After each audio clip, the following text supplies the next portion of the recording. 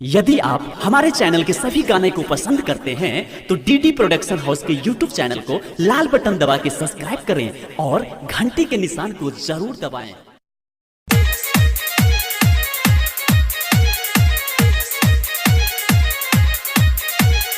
presented by DD production house Sakiri. तू अगिया लगा के चल दी हलू मोरे अरमान में। तू अगिया लगा के चल दी हलू मोरे अरमान में। बोला कैसे के जी पाई तोरा बिन जहान में, तोरा बिन जहान में। तू अगिया लगा के चल दी हलू मोरे अरमान में। तू अगिया लगा के चल दी हलू मोरे अरमान में।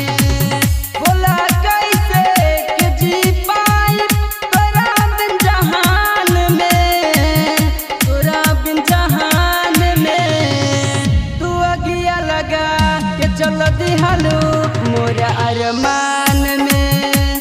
तू अगिया लगा के चल दी हलू मोरे अरमान में।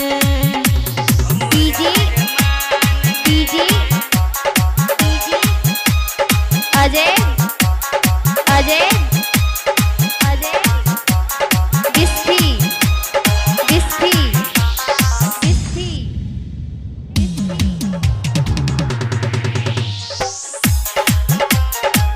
presented by DD production house Sakiri.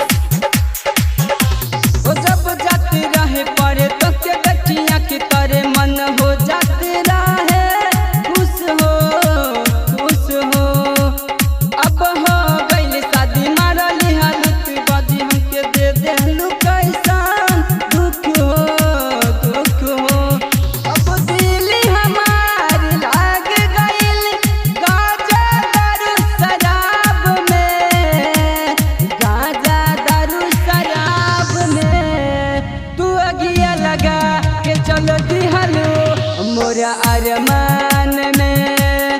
तू अगिया लगा के चल दी हलू मोरा अरमान में।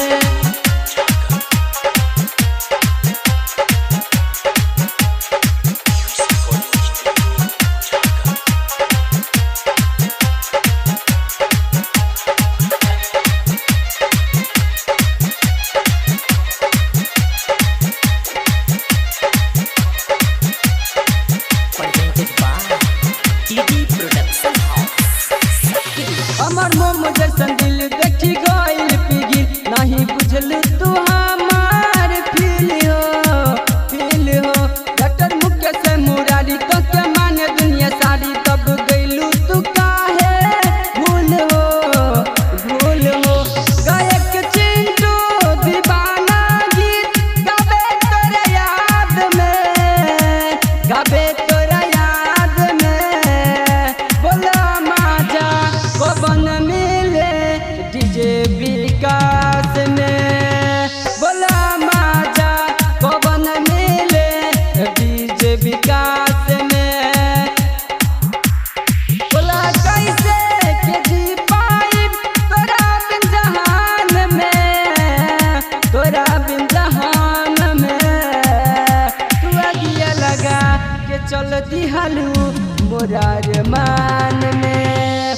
तू अगिया लगा के चल दी हलू मोरा अरमान में।